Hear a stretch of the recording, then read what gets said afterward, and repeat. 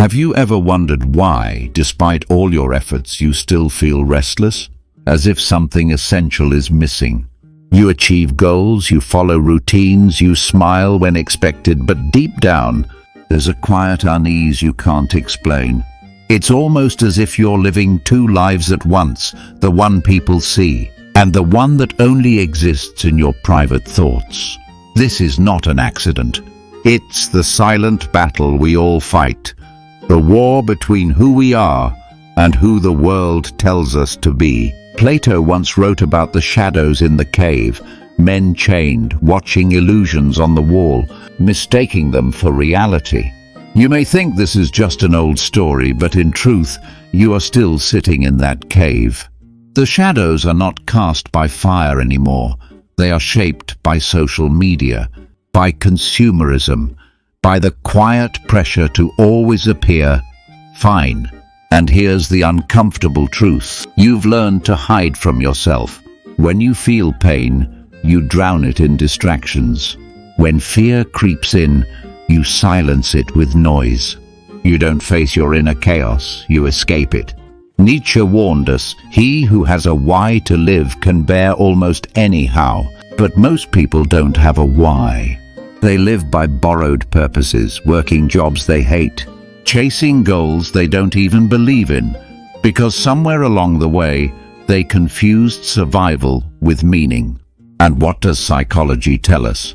Carl Jung said that until you make the unconscious conscious, it will direct your life and you will call it fate. Think about that. How many choices have you made? Not because you wanted to, but because you were driven by fear, guilt, or the desire to please others. You think you're free, but in truth, you're following scripts written by 1,000 invisible hands. Let me tell you a story. Dietrich Bonhoeffer, a philosopher and theologian, once faced the brutal reality of Germany. He could have remained silent. He could have lived comfortably, but he didn't. He wrote, "Not to speak is to speak. Not to act is to act." In the face of immense fear, he chose his own voice, his own why, even though it cost him his life.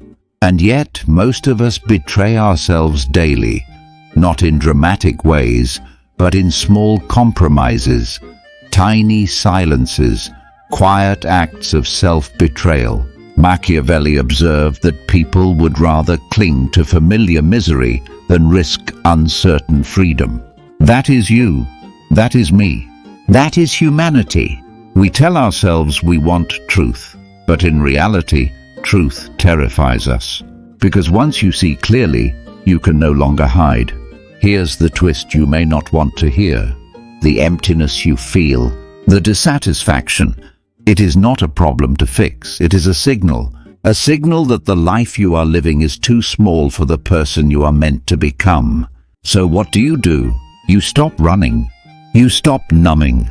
You sit with your discomfort, your longing, your unanswered questions, because in them lies the doorway to your real life. The ancient Stoics believed that death is the ultimate teacher. Remembering your mortality strips away the illusions of status, wealth, and applause. In the end, none of it matters.